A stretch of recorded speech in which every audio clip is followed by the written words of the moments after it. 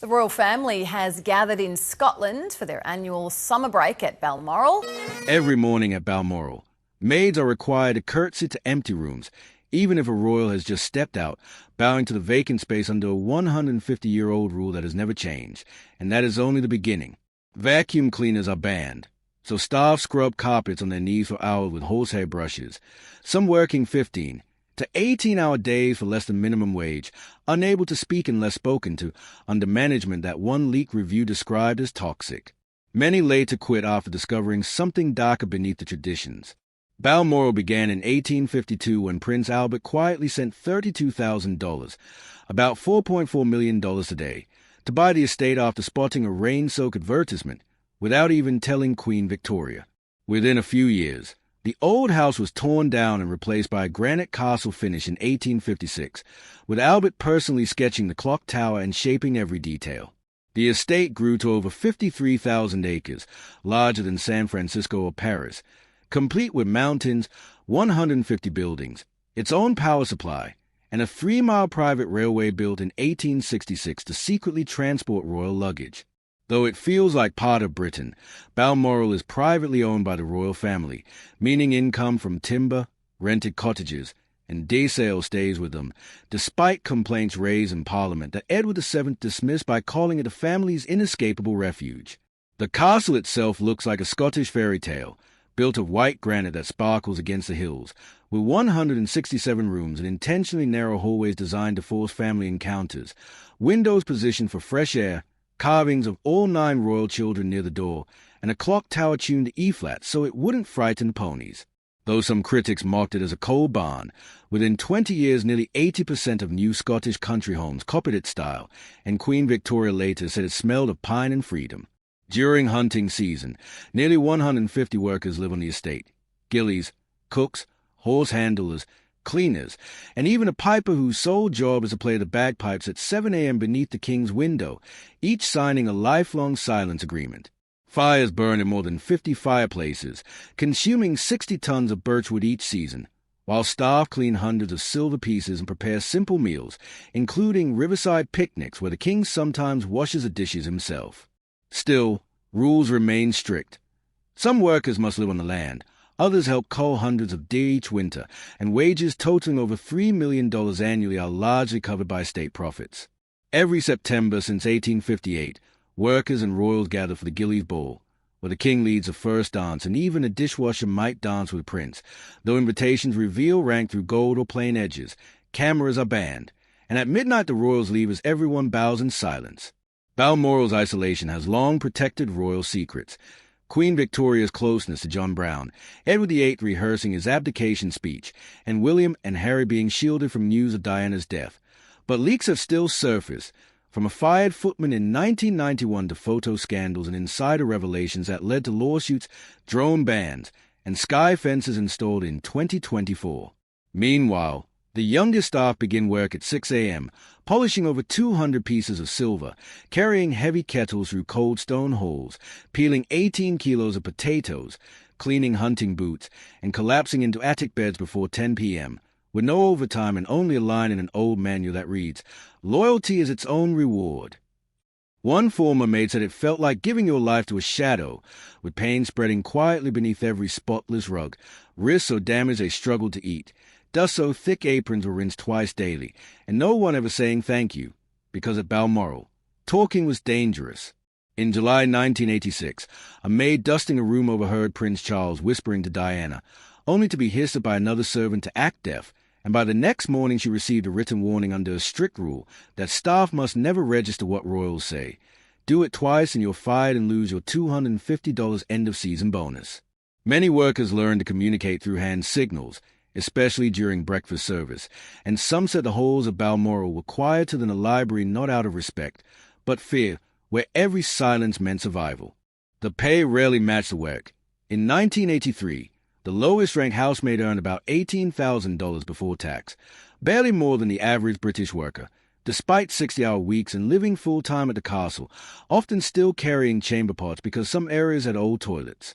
Promotion took 3 years and raised pay only to around $21,500, while male gamekeepers earned closer to $26,000, leading many women to leave after a single year. Royal historian Patrick Thornycroft later said it created a quiet tension that was never spoken but always felt, like standing in the cold wearing silk gloves. One rule shocked new maids most. Even if a royal had just left the room moments earlier, staff were required to curtsy to the empty space to honor the royal presence. And during the 1987 Gillies Bowl, some maid did this 61 times in one night, bruising their knees so badly that bandages were handed out with serving trays, one saying it felt like curtsying to ghosts. In March 1988, a French magazine published a story from a young maid who had worked just 8 weeks at Balmoral the previous summer and was paid around $10,000, more than she would have earned in years, in exchange for revealing private routines, intimate moments, and even which dog slept near Princess Anne's room, a story UK tabloids picked up within days.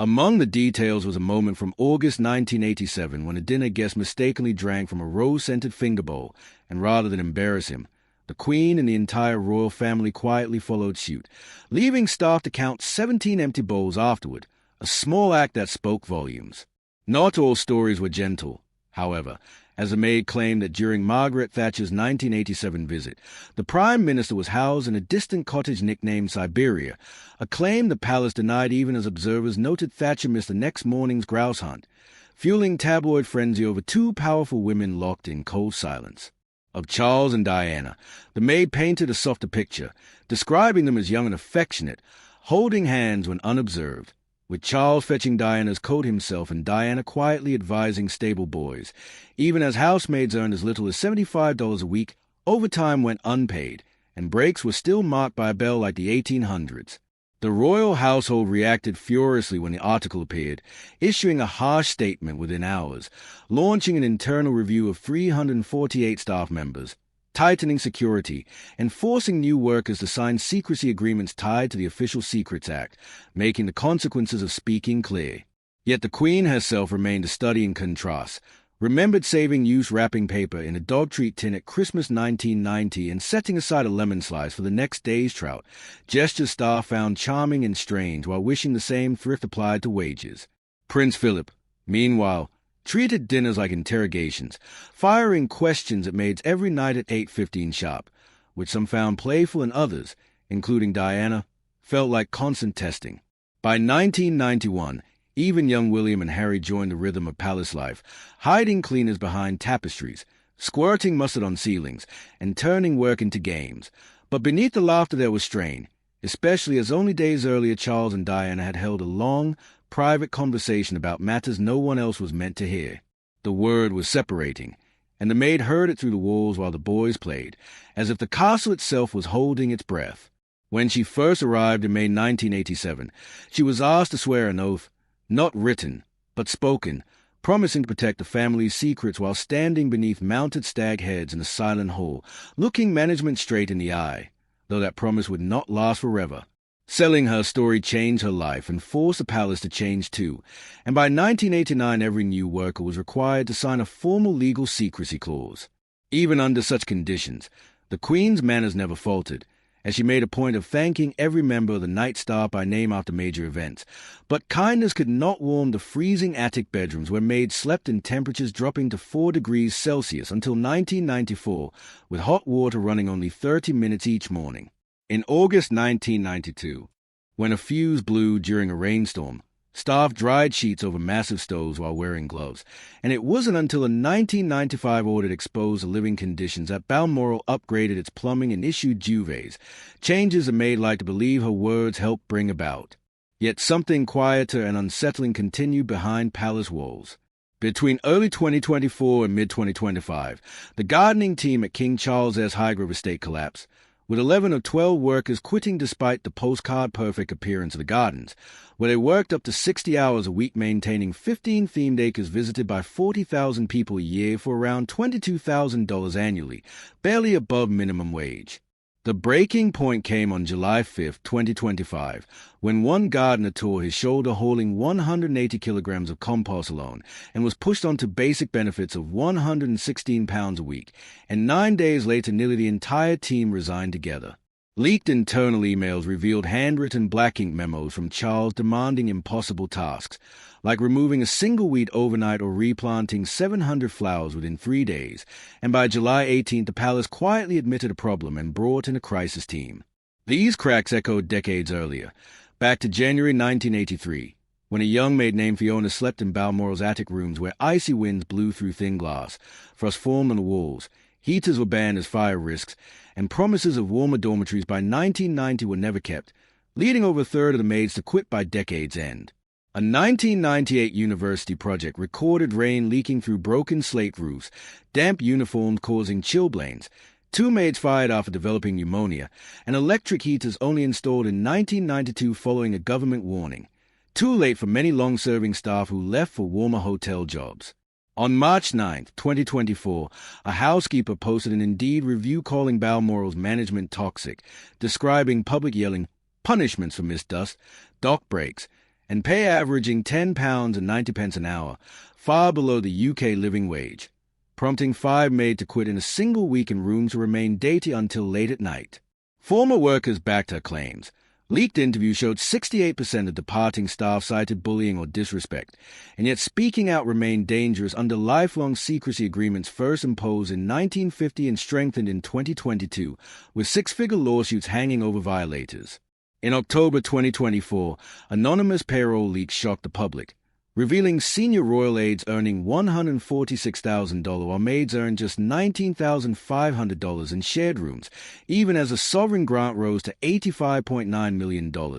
up 41% in a decade while wages increased only 6%. The debate reignited in Parliament, but royal households remain exempt from freedom of information laws, leaving workers largely powerless. These stories echoed earlier punishments for speaking out. From Mary and Crawford, the former governors who lost everything after publishing Gentle Memories in 1950, to Paul Burrell, Diana's trusted valet, whose 2003 memoir survived a dramatic police raid after the Queen herself intervened, collapsed the case in 2002, sold over 500,000 copies, and later admitted to planting false details. Proof that at Balmoral and beyond, secrets may leak, but the cost of telling them has always been high. The year 2024 brought another betrayal when, after Princess Kate underwent surgery in January, someone at a London clinic attempted to access her private medical records, a breach revealed in March that triggered a swift investigation, warnings of possible criminal charges, reviews of 3 staff members, and potential fines of up to $17.5 million, making it the most serious violation of royal privacy since the phone hacking scandals of the 2000s. Long before that, in 1983, a servant named Stephen Berry spoke out after joining royal service at 17 and becoming Prince Charles's personal valet by 21, responsible for laying out clothes, pressing kilts, and even changing shoelaces daily, only to reveal in his book in royal service that he earned just $6,000 a year, half the salary of a London bus driver, despite being on call around the clock. He was fired within months and died in 1986 from AIDS-related complications, but his honesty exposed the quiet class struggle inside Balmoral's walls. Even those given permission to speak caused unease, as shown in 2019 when Angela Kelly, the Queen's dresser, published the other side of the coin with royal approval, sharing gentle stories about breaking in the Queen's shoes or using dish soap to fasten a brooch, yet still stirring anger among palace insiders, including Prince Charles,